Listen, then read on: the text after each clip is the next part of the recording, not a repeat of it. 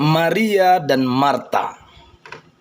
Tetapi Maria telah memilih bagian yang paling terbaik, yang paling perlu, dan yang tidak akan diambil daripadanya. Sedangkan Marta menyusahkan diri dengan hal-hal yang kurang perlu. Dia sibuk sekali melayani.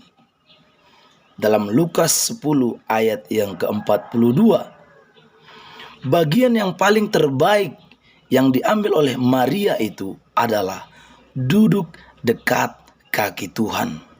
Orang-orang yang tidak mau duduk dekat kaki Tuhan akan kerap kali khawatir dalam hidupnya dan menimbulkan rasa ketidakpercayaan kepada Tuhan. Contohnya, waktu Maria dan Marta sama-sama mempunyai pergumulan, beban hidup, perkabungan, penderitaan, Lazarus mati. Marta datang kepada Yesus, tetapi hanya perdebatan yang terjadi. Tidak ada solusi, tidak ada jawaban. Malahan Marta tidak percaya waktu Yesus mengatakan, "Dia akan kubangkitkan." Marta menjawab, "Ya Tuhan, aku tahu dia akan bangkit pada hari kebangkitan." Tetapi pada saat Maria datang, beban yang sama, masalah yang sama, pergumulan yang sama, penderitaan yang sama, perkabungan yang sama.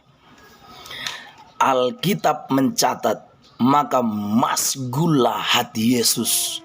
Hati Yesus tersentuh, dia pilu, dia sedih, dan dia segera berkata, "Di mana Lazarus yang mati itu kamu baringkan?" Dan kita tahu, Lazarus pun akhirnya bangun kembali, bangkit kembali, hidup kembali. Karena ada seorang Maria yang suka duduk dekat kaki Tuhan. Siapakah kita di hadapan Tuhan?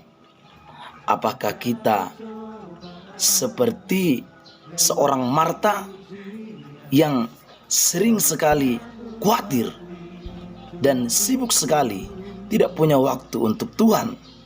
Atau apakah kita seperti Maria yang memilih bagian yang terbaik dalam hidupnya, yaitu suka duduk dekat kaki Tuhan?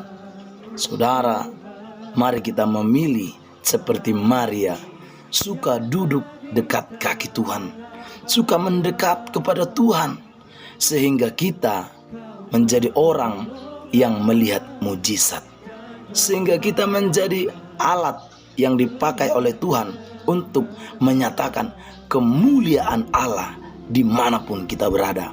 Tidak seperti Marta yang sering sekali khawatir, menyusahkan diri dengan berbagai-bagai hal yang tidak perlu.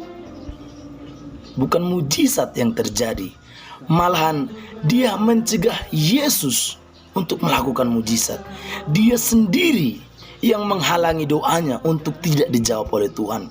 Tuhan mau jawab, tetapi dia menghalangi. Dia berkata, "Tuhan, dia sudah berbau sebab dia sudah 4 hari mati."